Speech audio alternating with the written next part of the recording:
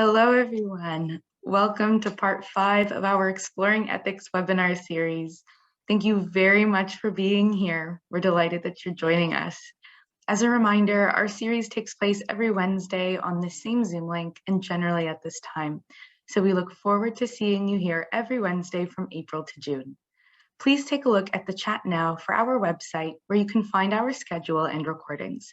We have some great webinars coming up in the near future, and we'd be delighted to see you there. Please note that you will be muted during this presentation, but we encourage you to use the chat function to ask questions, share your insights, and speak with others during the webinar. We'll be sure to reflect on all your comments and questions during our Q&A session at the end and unmute you all during this time. Please also note that we will be recording. We record for those who either missed or would like to rewatch the series. Please rest assured your videos will not be recorded. Only our speakers' videos and their presentations will be in the recording. Thank you all again very much for joining us. We'll now have Dr. Sandy Smith introducing our speaker for today. I am delighted to be able to introduce my friend and colleague, Dr. Andrea Adams. I got to know her through the ethics special interest group from the FEMA higher education program. And she is bringing a wealth of information to us today. She is a lover of learning. She has 3 different degrees from 3 different universities, and she brings all that into what she does as an assistant professor at the University of DC, as well as all that she has done. She told me she really wanted to be introduced as a child of God, and she truly is, but everyone is. She's been sewing since she was 9 years old. This is something you wouldn't know on there. And she has done sewing and created the biblical costumes for the Easter story at the Agape Embassy Ministries. And as I heard about the wedding dresses she's made, I'm like, oh my gosh, she can do so much. She's so creative. She was born in Texas, grew up in California, and she's also lived in Colorado for the National Labor Relations Board. She brings all this into what she shares with us today about equity and access and inclusion in emergency management ethics. Dr. Adams, we're looking forward to your presentation. Good morning, everyone. I am going to share my screen. And so, of course, there it is. There it is. Share, it's gonna get me into presentation mode. Okay, thank you. So again, I am Dr. Andrea Adams, and I'm going to be moving this little thing out of my way. And I am going to be talking about the ethics of access and equity in emergency management. I'm an assistant professor at the University of the District of Columbia, and I'm so delighted to be included in this ethics webinar series. So my presentation is going to be done through a series of questions, and I'm looking to stimulate thought and raise awareness about how equity and vulnerability requires an expansion beyond ethical utilitarianism to think about ethical management, emergency management responsibilities. So I'm going to be talking about understanding equity, ethical theories, give you a bit of information about the Federal Emergency Management Agency's whole community approach. We're going to talk a lot about vulnerability, and then use of ethical theories in stages of emergency management. I'm going to talk a little bit about that, and then possibly present a solution. So for your consideration, as you're walking with me through this presentation, remember, the notion of equity is not a bad word. I think in today's society, we think about equity and it may be getting a bad rap. Emergency management, ethical emergency management, perspectives must go beyond this traditional theoretical constructs. And there's a lot of research and art out there about those kinds of expansions. And then the notion that disaster vulnerability is differential and multidimensional. So let's talk a little bit about equity. So I said equity, and now I'm talking about equality. And so I'm going to use this baseball metaphor, and this is from the Rise Town group. And as you can see, equality is depicted here as those little risers that the individuals are standing on. Notice that the individuals come in all different sizes and shapes, and they're looking at a baseball game. And there's a barrier there. And what you're seeing is that the tall individual has a really great view. The second individual has a pretty good view, but the last individual has no view at all. And so equity in this context, this RISE model of equity shows that you take the box from underneath the tall individual, the shorter individual, and now they're standing on two boxes and they can see the game just like everybody else. And so the notion of equity, of redistributing resources from an equal perspective to a more equitable perspective is something that, in terms of thinking about equity, it seems fine. It seems fine to do this. But there are other considerations around the notion of taking something from somebody else and giving it to somebody else in order to equalize what we're viewing as something that is positive. So I asked the question, I said equity was not a bad word, but now I'm going to ask the question, is it a bad word? Is it a mandate to discriminate? And then the other thought is access predetermined by our traditional rules, or are we free to make changes?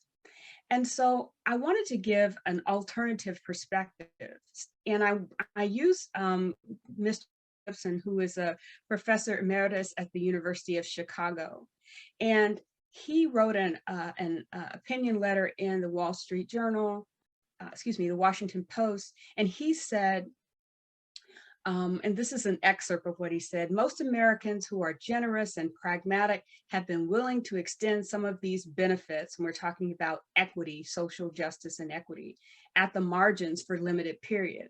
They don't want to turn these concessions into large permanent entitlement programs, giving substantially different treatment to different groups, even if those groups have suffered historical wrongs. And though we look at this and we say, well, that's hard to say, what's interesting about this is that there are several folks who feel like we can temporarily give the box to the short guy, but we can't make that a permanent way of distributing resources. And so I bring this up because it's the elephant in the room. It's the elephant in the room from the perspective that equity is not always thought of in a positive light.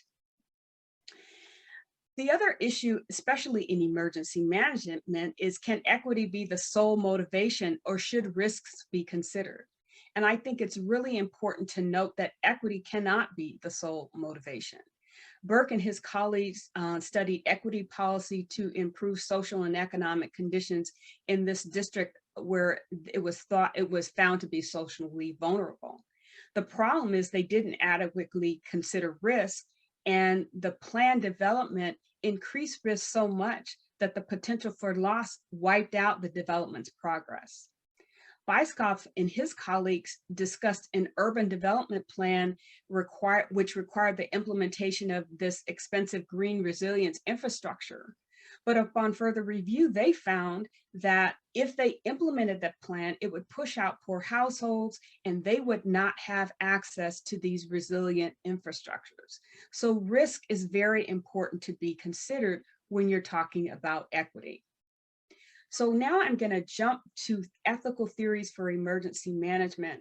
And I'm going to just give you an idea of what these normative ethical theories are. And those of us who study ethics know these like the back of our hands. And I've only picked, I'll call the 4 major ones. But I wanted to, for folks that are not really steeped in this, to just get an understanding of what these theories are. So there's deontology, which talks about what is ethical is based on rights, obligations, and duties, and it includes adhering to rights, natural and societal laws, and religious laws.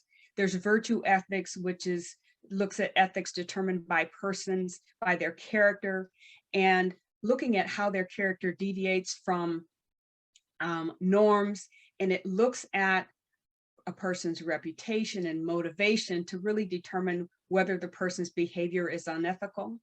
And then there's utilitarianism.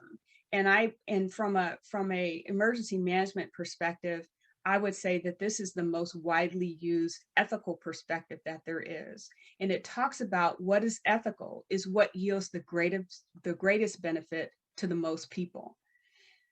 There are two different types of utilitarianism, and I put them here, but I don't necessarily need to go into them. But one really looks at utilitarianism irrespective of the laws, and the other one considers law and fairness in looking at what is the greatest benefit to the most people. And then I have here in green this ethics of care theory, and this is a feminist theory, and move this out of the way. It suggests that what is right is not the question. Really, how do you respond? And it's looking at context, and in instances where it might overrule, it says justice here, but it might overrule fairness, or it might overrule this notion of the greatest good for the greatest number, to focus on what is the moral significance of relationships and caregivers and care receivers. Now, this theory has been expanded greatly, and the series does not give me, this presentation does not give me enough time to really go into all the nuances of it. But ethics of care theory is just asking a different question. And I think that's going to be critical in terms of how we move forward when we talk about whether utilitarianism is the theory that we should continually be using in the emergency management context. So then I wanted to just give an overview of the Federal Emergency Management Agency, FEMA. That's an agency in the United States, and this agency actually administers emergency management assistance whenever there's a disaster. And so what they have developed is a whole community approach. They developed it in 2011 and have promulgated it. And so I wanted to bring this in because this whole community approach actually considers things like equity and access, because it talks about meeting the actual needs of the whole community, engaging and empowering all parts of the community, recognizing capabilities and needs, building and maintaining partnerships. But studies have shown that this whole community approach has these broad standards, but it is hard to implement these whole standards in communities, thinking that it might be better to focus on it from a local perspective, using these whole community approach elements as the parameters for making sure that whole community approach is addressed. But you can see there's no mention really of equity in this, even though it might be understood as equity. But studies have also shown that Mizrav and his colleagues talked about infrastructure service disruptions and socioeconomic vulnerability on hurricane recovery. And what I see through this article is that it's looking at these as utilitarian perspectives. And so what I mean to say by that is that when looking at FEMA structural constraints, it found that there's difficulties in applying for assistance. There's difficulties in understanding the eligibility criteria. Deferred maintenance clauses in some of the policies were used to deny claims in the aftermath of certain hurricanes. 52% of the applications for disaster assistance in lower income groups, 32% of those were denied. And research also suggests that FEMA funds should be available not only to rebuild a structure to its pre-disaster conditions, but to upgrade it and make it more resilient for future disasters. And I would argue that some of this has to do with this utilitarian perspective of how FEMA is looking at managing disaster response, mitigation, response, recovery, and eventually resilience.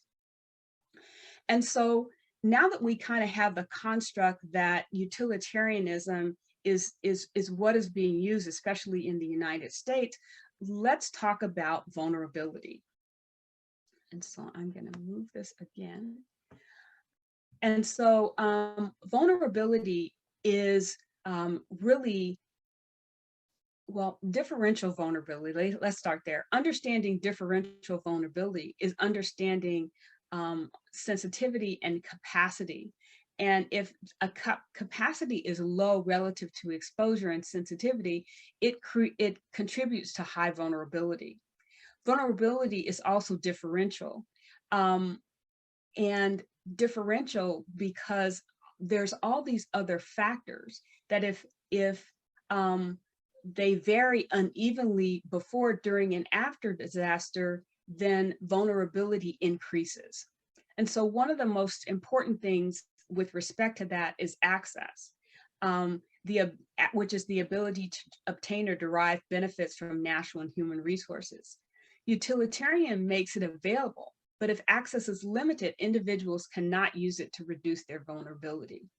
There's been a lot talked about racial and ethnic makeup as groups of marginalized communities. That structural racism makes it difficult for those groups to have access to resources. There's, of course, the notion of poverty. Poor nations, poor individuals suffer the greatest economic loss, which creates vulnerability. But one important part of this differential vulnerability is power. Groups with more political power are more likely to secure funding, and power asymmetry in disaster response renders the public vulnerable to different types of abuse. Because if you don't have the power to understand what your rights are, how to obtain whatever assistance is available, then those that have that level of power are able to be in a better position to access the resources. And so what happens with differential vulnerability is that all of these different factors vary in different ways with respect to making sure that access. And utilitarianism doesn't give individuals the opportunity to be treated differently because of these vulnerabilities. So let's jump into an example. And so this is an example talking a little bit about vulnerability and equity. And I think you remember the Thai boys that were in a cave, and they're soccer players, and they were in a cave and they were rescued.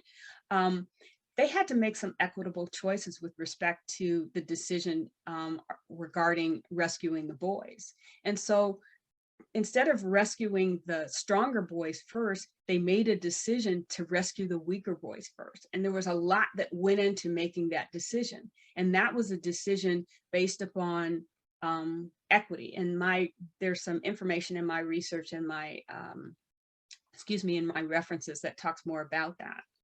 The other thing that they did was they did not divulge the names of the first boys rescued because of cultural considerations. That's another equity component that they considered in this rescue. But then there were two gentlemen who died trying to rescue the boys.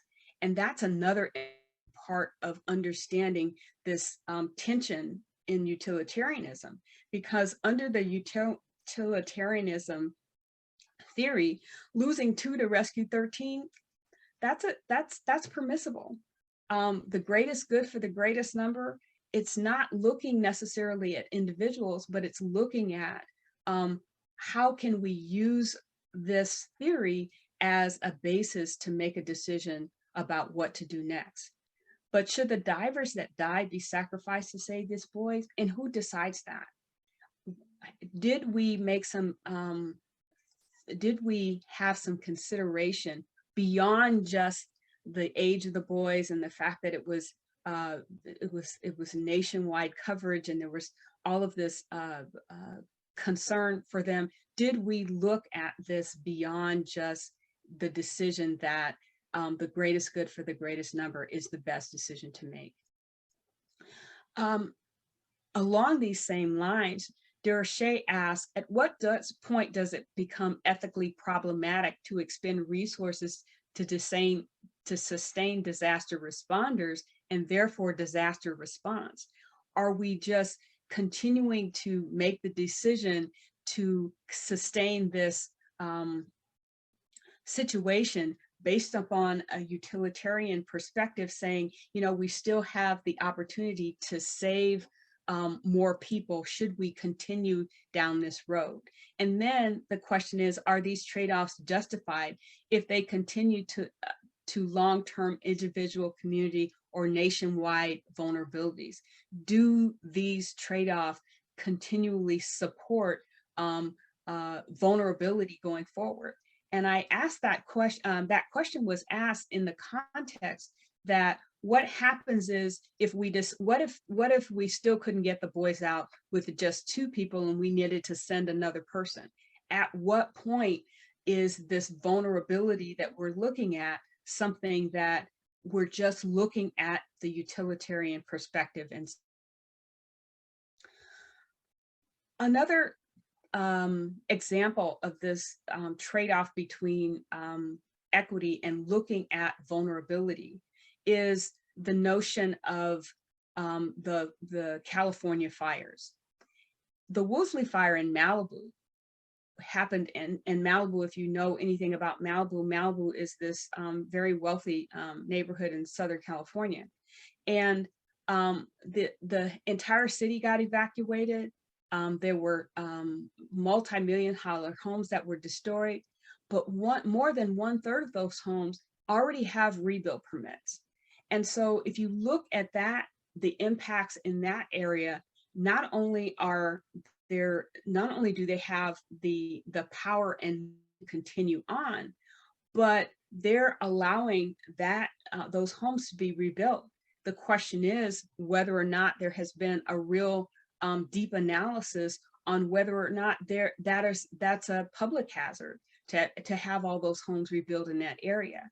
And then if you compare that to Masri's study showing that compared the census tracts in Southern California, he found that there were lower percentage of minority groups impacted in this area. But then they looked deeper into the minority groups to find out that Native Americans and older populations in the census tract actually did have a higher impact, and the rebuild permits in those areas are much lower than there were, and they were not issuing many rebuild permits in those areas.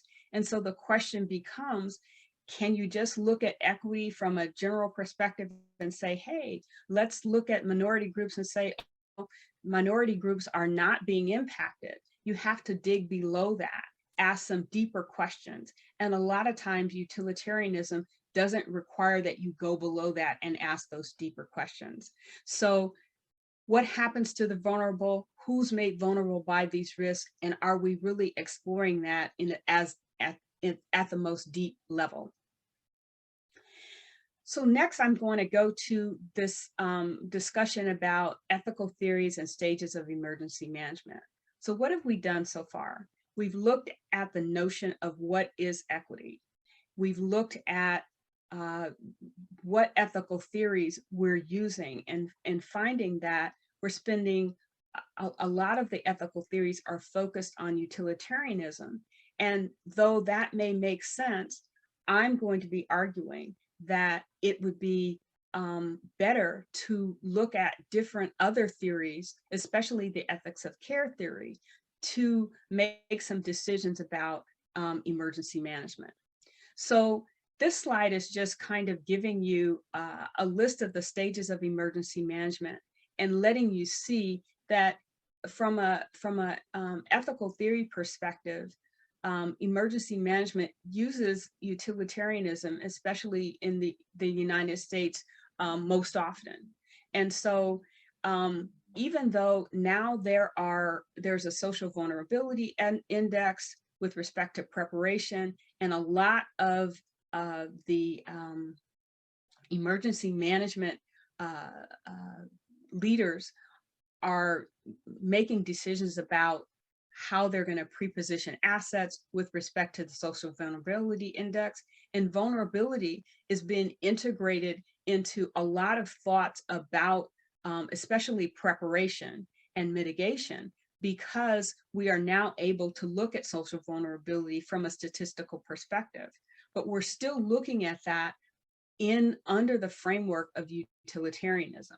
And so when you go through, say, okay, these neighborhoods are vulnerable, then you ask utilitarian questions about where to position the asset and where to position, where to stimulate preparation. And as we are doing this, if we're doing this just from the utilitarian perspective, even though it is effective, it doesn't always address the total level of vulnerability that exists. Even in Brazil, Alain and his colleagues are using a form of social vulnerability index to address supply chain issues. Supply chain issues are also critical in preparation, but still looking at it from a utilitarian perspective. With respect to response, medical intervention, generally there is this notion of random allocation, and that is based upon triage. And I didn't include the word triage here, but all of you know that triage is looking at who can survive and making decisions based upon that. And it's not based upon necessarily an individual, but it's based upon the notions of triage. And a lot of that may have to do with, utilitarianism. But here, White and his colleagues talked about the difference between clinical health guidelines, utilitarianistic clinical health guidelines, versus looking at equity-based public health focus, which really focuses more on what is the best thing that would help the public. And you know that this is a part of what we're dealing with right now with respect to mask mandates. What we've been talking about with respect to mask mandates is, this notion of individual freedom or clinical health. What does a person need to do to protect themselves, versus this notion of what should society be doing to protect everyone. And these issues become really clear because of the COVID pandemic, but still we're looking at that through the utilitarianism lens. Also, with respect to recovery, their utilitarianism is still the focus there. Resilience has begun to look at different other theories, and I talked a little bit about virtue ethics and as a part of one of the ethical theories.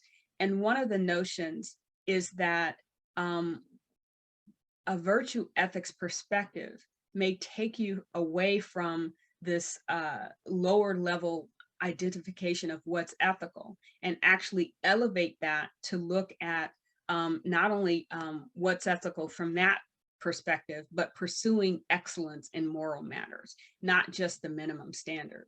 And so there is a evolution of what utilitarianism might look like, what ethical theories might look like if we moved away from utilitarianism as the sole area to be focused on. And so what I want to argue is ethics of care theory a better theory? And so several things are important about ethics of care. Ethics of care is asking a different question. If you remember back when I was talking about it, it's how do we respond as opposed to what is right. And ethics of care is comfortable with uncertainty and approaches to decision making with different questions. It's asking that different questions. And ethics of care actually supports disaster management agents in recognizing a power imbalance and wielding power responsibly. Ethics of care works more efficiently in novel circumstances. And that is to say, if you're asking a different question, then you can take in additional information. And then ethics of care supports 21st century issues of privacy, giving importance to values such as transparency, trust, and situated knowledge of disaster in communities. And I'm arguing that ethics of care is a better approach because it is focused on relationships and care beyond just the notion of utilitarianism, which is really looking at how we address the greatest good for the greatest number, not having any focus on who that greatest number is. So then, let me move my thing once again. This slide is really talking about, man, I cannot see that. This slide is really talking about including ethical issues of equity and access in preparedness, excuse me. This slide is really talking about identifying how ethics of care focuses on issues that are between the stages of emergency management. And so for folks that are vulnerable, if you're between mitigation and preparedness, and I'll talk a little bit about this a little bit later, the evolution of social media has improved communication for vulnerable populations to prepare. They still might not have links to sources, but there is an improvement in that between mitigation and preparedness.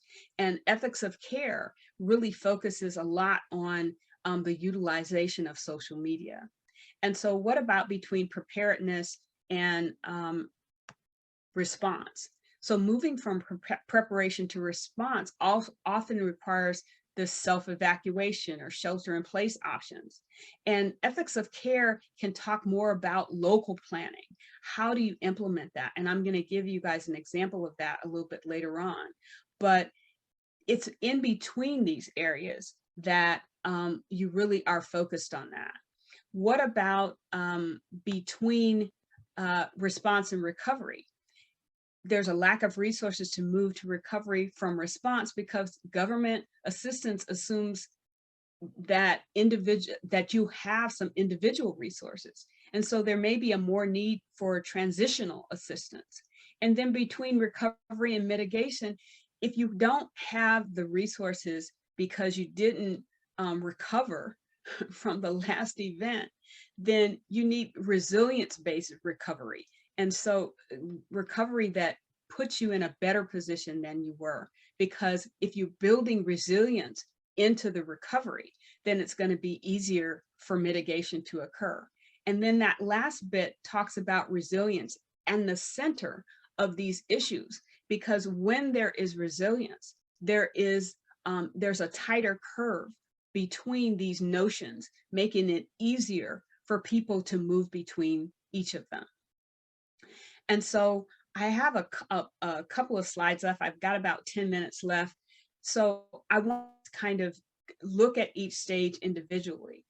And if you're looking at the preparedness stage, educational activities, plans, supply chain items, but care ethics focus more in preparedness on vulnerability, looking at the capacity, looking at the combination of factors in preparedness to make sure that you can be prepared.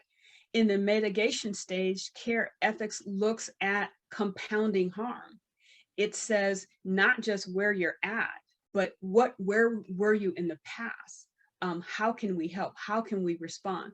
And if you're thinking about it from the standpoint of compounding harm, you're looking at a broader area.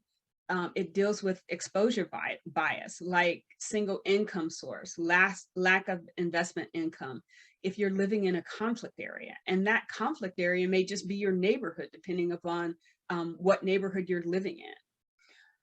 In the response stage, care ethics looks at who's surviving, not just taking actions to protect yourself, evacuations and shutters. It's looking at, do you have the ability to take the next step? Did you recover from the last incident? Is your sole income derived from locations in the disaster area? It's asking some different questions. And then the recovery stage, it's looking at a reclassification. So maybe you weren't vulnerable before, but the event has caused you to be vulnerable. And so it's asking some different questions. What is the actual time length that you need for recovery? Is it just the time that FEMA has decided, 2 weeks or something? Or do you need actual time to do that? And so care ethics is going to ask different questions about that. And then at the resilient stage, it's asking for a bifurcated approach, which requires businesses and communities to be kept afloat while engaging in post-disaster reconstruction. Actually work in the pandemic, because all of the government help to keep businesses afloat really did have a positive impact on businesses going forward. And so let me get to this notion of the solution that I could propose in this area. And that is, care ethics considers the power dynamics of everyone. And so you see the picture here of equality, where everybody has the same box, and then equity, where you're moving the box from the taller individual to the shorter individual. But the solution, care ethics says, why don't we remove the barrier? Care ethics asks a different question about what we should do in emergency management. And maybe if we begin to ask different questions, we get beyond just considering equity. We start to include and consider different things that are much more critical, especially in this age where we all come to the show with different capabilities and different understandings and different solutions. Maybe care ethics is about removing that barrier. And so lastly, I don't know if this is going to work, but let's see if it does work. I'm going to do that and see if you see that. Okay, great. Can everybody see that? I hope you can. So this is just an example. We can't. You cannot see it? Okay, well, that's not going to help you then. I will include it in my presentation, but I'll just tell you a little bit about it. There's a community in Listos, California that began a transformative disaster preparedness campaign. And what they focused on was older people, people with disabilities, people with language barriers, people with low incomes. And what they did, which was really innovative, is they talk about in this brochure about who survives. They talk about a shift from an old mindset to a new model of disaster preparedness, which includes rethinking and looking at the research, recognize an everyday disaster, recruiting folks in their communities, and reframing the baseline, reinventing communications, revamping methods, and this whole new thought about how you encourage communities at the local level to really have perspective on emergency management is a result of asking new questions about and how do we respond to emergency management. I am so sorry that you cannot see that. Let me just see if I can get it to go away. You could copy the link into the chat session, perhaps. I can do that. Let me do that. Let me go back here and see if I can get back. So I am going to stop sharing briefly while I let's see if I can share the screen again. Okay, and then I will see if I can copy that to the chat, and I can do that. And so while I'm doing that, I will just go to the next slide. Those are my references, which I will be happy to provide to everyone. And I just wanted to say thank you for listening to my presentation and inviting me to be a part. And I will drop that thing in the chat right now.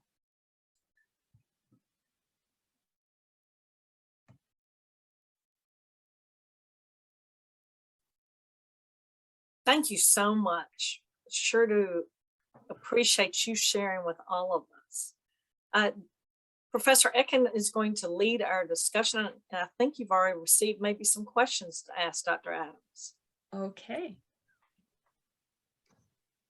Okay, so to begin with, if anybody has a question they'd like to start off with, you could either just raise your hand or you could put it in the chat session. So I'll give you guys an opportunity to do that to start. Okay, so chat. And then. And I'm not seeing any yet. So, oh no, so I have one question here. So you said that equity isn't also an issue related to the continued deployment of first responders. Could you elaborate on that?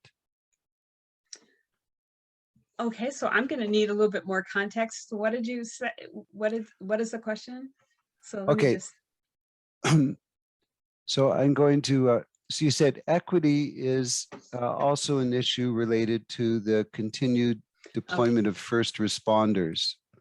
And you brought up like the issue of those boys trapped in a cave, for example. I just wonder if you could elaborate on that a little bit. Sure, I can. And so what I was pointing out there was that that the notion of equity cannot just, it has to be applied universally. And so the question is it ethical to continue to send first responders into a situation where there's continuing danger? Have we looked at equity as it relates to that? And some folks have said that you know, it's their job. Of course, it's what they do. It's their profession. But are we really considering that? Are we looking at equity as it relates to the responders themselves? Are we and specifically the person that died, one of the folks that died had a blood disorder. And the reason why they died was because their blood disorder, they got an infection from their blood disorder. And so is there some level of understanding about equity around that, around making sure that we're asking some questions, not just about who we're serving, but who is serving everyone? And so it's just, it was just a thought that I had that really focused in on, are we looking at equity from that perspective, from the perspective of the responder? There's another question here from Angela Flowers. Do you see that emergency managers are shifting to using an ethics of care in developing their emergency plans, or is it still in the good to do stage? You know, Dr. Flowers, I think it's still in the good to do stage. I think that there are some people that have a level of awareness that may ask them to look differently or look more broadly at what questions they're asking and what answers they're getting. But I think that until we start, until those of us who are ethicists in this area start to say, let's look beyond the utilitarian perspective, I think that that's what's going to drive this notion of let's use another theory. There was an article recently that talks specifically about this notion. I can it's included in my references, and so it's talking about ethics of care and how this is an important theory going forward. Okay, I just thought of a question. So in your talk, you talk about going beyond utilitarianism, but within utilitarianism, oh, sorry, Olivia, you go first and I'll have my question. Oh, okay. So, but within utilitarianism, we're talking about the greatest good for the greatest number. You still have to define what is good, okay? So, and maybe you have a metric, and a typical metric that's used by everybody is just money. Just like, and if you look at disaster lists, how much did it cost? What's the total cost? But there are other metrics that could be used, even financial ones. So instead of looking at the total cost of a disaster, you could look at the impact of the disaster as a percentage of wealth. And if you do that, all of a sudden you flip what is good away from the very wealthy towards the people who are poor. And that is not so much a function of utilitarianism, but the values that we're inputting into it. And so I'm wondering, in your critique of utilitarianism as a way of progress, and I totally agree with you, we need to use a lot more than that. And I love your final graphic, and I want to get your permission to use it. So how much of the problems we're seeing is a function of utilitarianism as opposed to just how we're defining good within utilitarianism?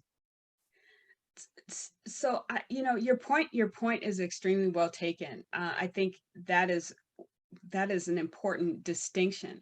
However, I will say that folks are lazy, and the notion of good is so easily described in terms of financial concerns, and so it makes it difficult for people to want to look for good or to redefine good.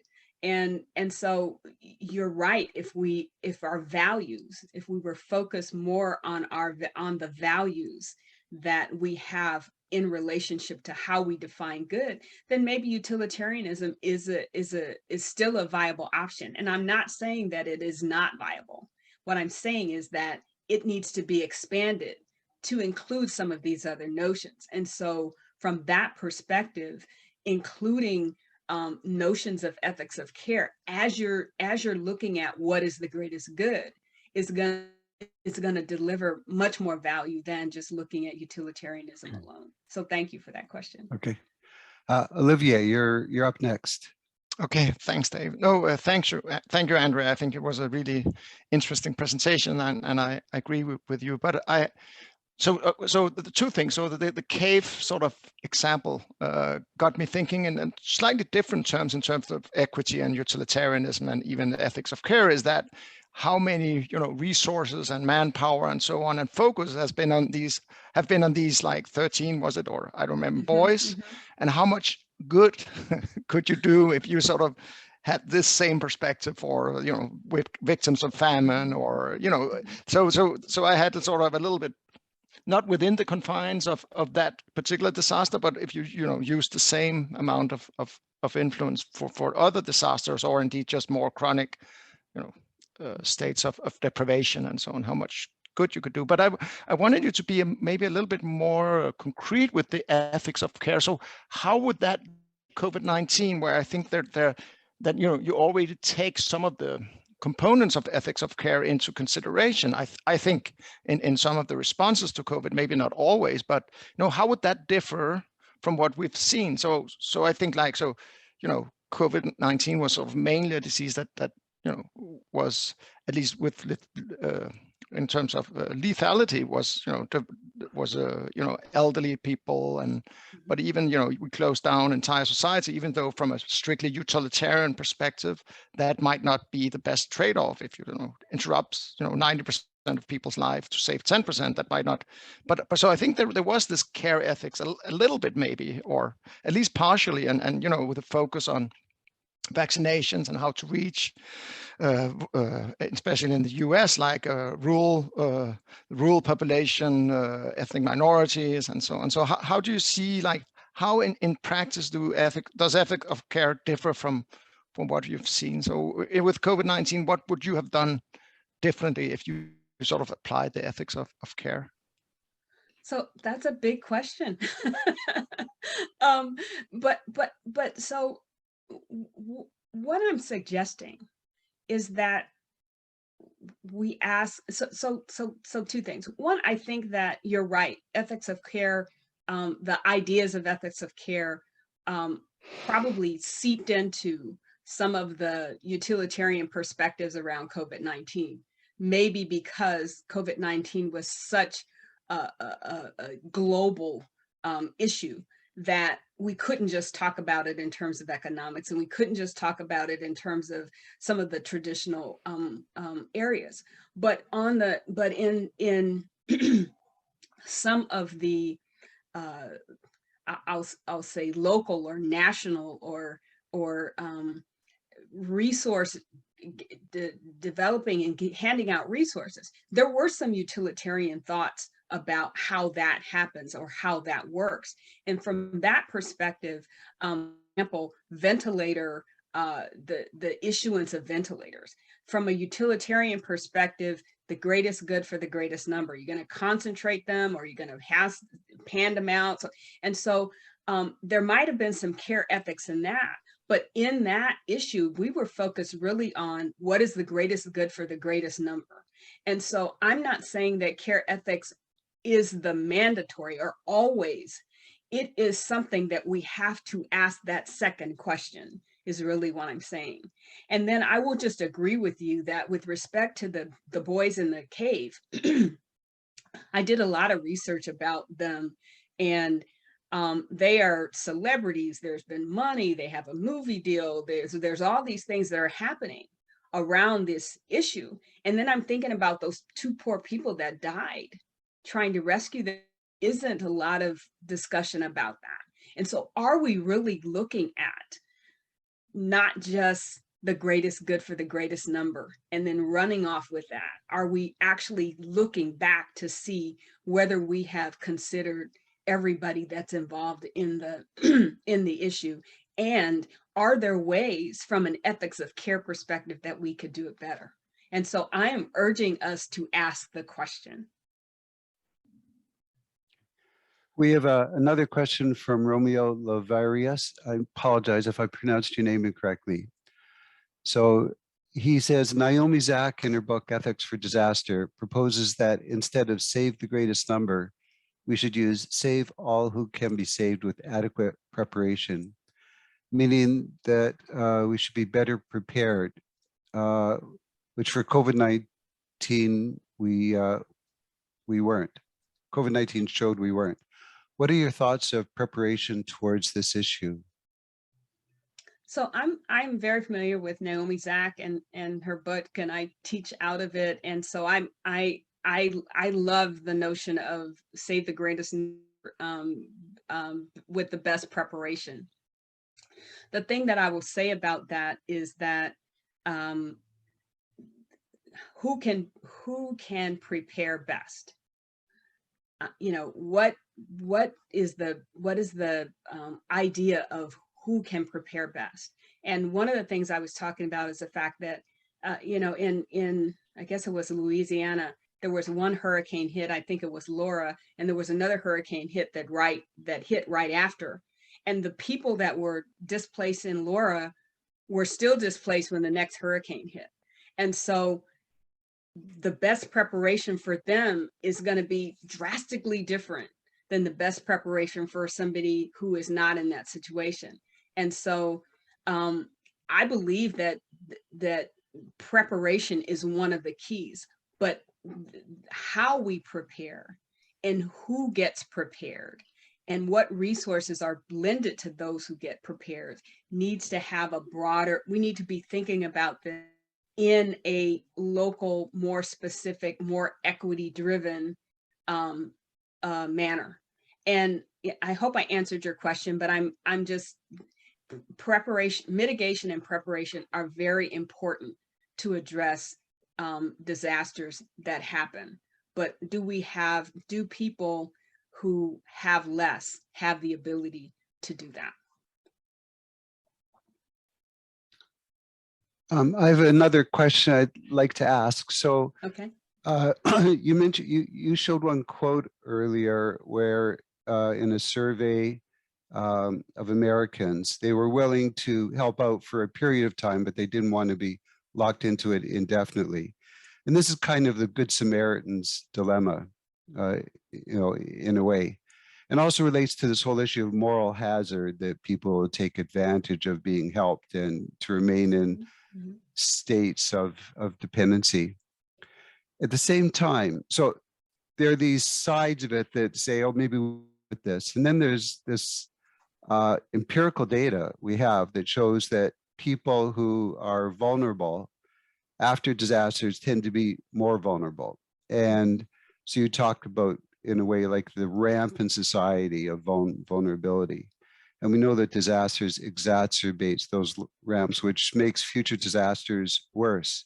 So if you don't help, then you're creating a social situation where future disasters are worse. And you have these two kind of like a push-pull sort of thing about how to handle it. So when you think about ethics of care, caring ethics, how does that lens sort of clarify this push-pull that we see within society on that issue? So that was a long question, Dave. I'm sorry. I apologize. So you need to shorten it a bit for me, because so so you start out talking about the fact that people don't want to continually help. That's right. There's, yeah, and especially in societies which are a bit more on the libertarian side or individualistic side, as compared to like places where Professor Rubin lives, which are sort of more communitarian. Yeah. Or maybe even Canada a little bit. So this ethics of care in terms of caring about people, it's about relationships and so forth, and moving away from that utilitarian lens. Do you think that helps with this? Oh, I'm just not framing this very well. So when people use utilitarianism, it's the Good Samaritan's dilemma, that's utilitarian. Moral hazard, that's utilitarian. And so do you think if we adopt a lens of caring, as you mentioned, that will help create a safer society and diminish those social ramps that we have? So I think that so thank you for that question. That is great to talk about this. I think that what we have is, when we're talking about mitigation, which is getting ready, and preparedness, which is getting ready, that's when we have a conversation about ethics of care. Let's ramp up everybody's ability to mitigate. Let's ramp up everybody's ability to prepare. That means that when response comes around, you're not handing out you need this and you need that, because you've already prepared. It's like putting your mask on to go into a dust storm. You're not going to inhale all the dust if you have the mask on. But if you don't have a mask on, I'm going to have to treat you for that when you come out. And so ethics of care is I was trying to present it in a stage related fashion, so that we focus on not just in it when we're talking about response, but for the issue, the boxes where the people were standing on the boxes. If the short guy came in with a ladder, he wouldn't need a box. And so that's what I'm talking about. Let's talk about it in every stage of emergency management, so that when we're talking about the event, there's going to be less taking away a box from one person to give it to another person. So I notice it's 11 o'clock now. So Sandy, are we at the point where we need to wrap up at the, no? You're on mute. I know, I was trying to get there. Yes, but I want to encourage everyone, please go to the Facebook discussion that we continue to put into the chat. We would like to continue this discussion because as always, Dr. Adams, you have brought forth out of people lots of questions, and this discussion is one, and this space has been needed for us to have these type of discussions. I do want to remind everybody that on May 4th, May 4th, I'm getting the wrong date. We have Dr. Ross Upster, who's going to be presenting to us as well, looking further at these lessons from COVID and have we learned the lessons. So look forward to y'all continuing to be with us it will be at the very same time at 10 o'clock Eastern time or 4 to 5 Central CDT European time as well. Professor Etkin, is there something that we need to say otherwise? Oh, no, I think you've covered it all. Thank you very much. Except, again, thank you, Andrea, for doing a fantastic job. I'm actually quite frustrated we can't keep going, but. Well, that's the other is if you would like to continue this discussion and those who are able to remain on, I don't know what Dr. Adams' time constraints are, we can sure do that and the recording can continue. Good.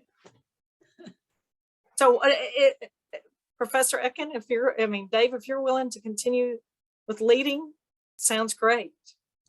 Sure, I could do that. So thank you so much. Let me just check the chat and see if there were another question there. Yes, I think there were 2 more questions in there. So here's one by Alicia. Does the public go along with utilitarianism because they assume their personal needs will be part of the larger good? It falls back to it will never happen to me mindset.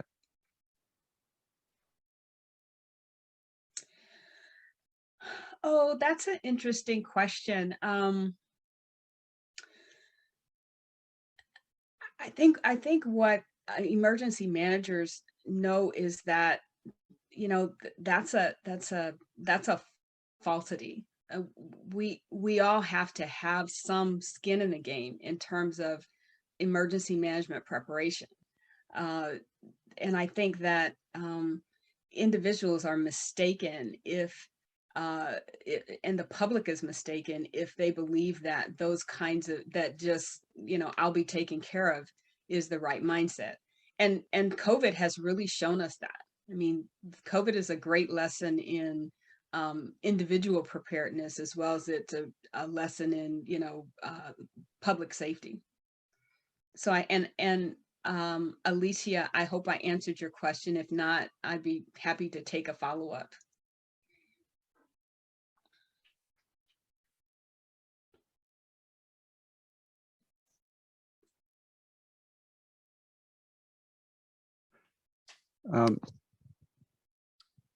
So I'm going to ask another question just because I'm not seeing it. Does anybody else want to put their hand up and bring up something? Or can I just jump in again? I'll just jump in. So in North America anyway, there's been this big push towards privatization of, say, critical infrastructure, for example, where the private sector has taken over really what amounts to public goods, you know, energy, communications, you know, healthcare, certainly in the US and so forth. And then it's about making money. And I'm sure it's not only about making money. There are a lot of people in the private sector, you know, care about the public good and so forth. But a corporation basically exists to make money, whereas government, for all its inefficiencies and problems, and God knows, you know, it's less than perfect, their primary duty is towards the public good. So I'm wondering if you, within this framing that you're doing of utilitarianism versus like duty of care, for example, ethics, have we been moving in the wrong direction? Let me just, okay, make sure my mic is on. So I would say that, I'll say possibly, and it's only because we don't require anybody who takes on the responsibility of managing the public good to do it, even though private, to do it in such a way that meets primarily the good for the public as their first objective. It cannot be the objective of profit, and I shouldn't say profit, of making money as the be all end all. Even though you're a private enterprise, your focus can still be serving the public. And maybe that's a servant leadership perspective for private enterprise. That's just beyond, I'm in it for the money. And so I think that the only way those kinds of private entities are allowed to do this is if, their main goal is to serve the public. But isn't there just an internal ethical conflict where you're serving competing goals in the private sector that make that difficult? So basically, I don't think so. I think as a Okay. private organization, you can have a primary focus on serving the public, even as it relates to how you make money and what you do with it. I mean, I think it's about what you think is important as an individual in creating the private organization, and then what you do going forward. There was a something on television last night about this group whose primary responsibility is to manage all of the on-base housing. And they were being called on the carpet because they hadn't done a good job. And they're doing it for military families. And, people should be outraged that they're not doing a great job for the military. And yet there's a private business that's doing that. And so what constraints and what requirements do we have for these private businesses when they're not serving the public good? And that's on us, I think, too. Okay. There's a comment that Carrie had, and it's not a question, but I just wondered if you can take a look at that. She said, finding this conversation and information truly reflects the direction, preparedness, and awareness of response needs to move towards the addition of equity of care. Thank you for this session. So I guess she's agreeing with you.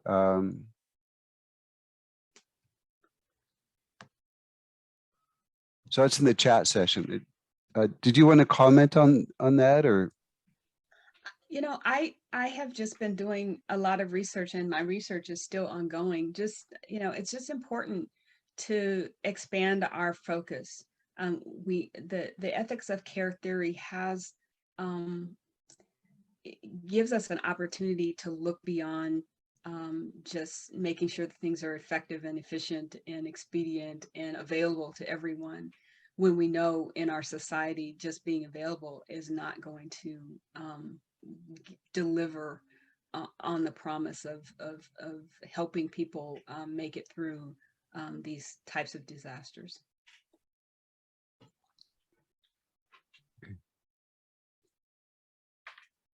Okay, so I'm going to ask if anybody else has another question or comment they'd like to make. I am all out of questions right now. Okay. And I think we're probably about at that point where we can wrap up now. Great. So Sandy, do you want to say any final words? It's just thank you again so much for the involvement and the participation of all of our participants, as well as you, Dr. Adams, in leading our discussion, and Professor Etkin for leading the questions and continue to supply questions. I think whenever we discuss ethics, it always leads to more questions. So appreciate it. See you next week. Bye, everybody. Bye.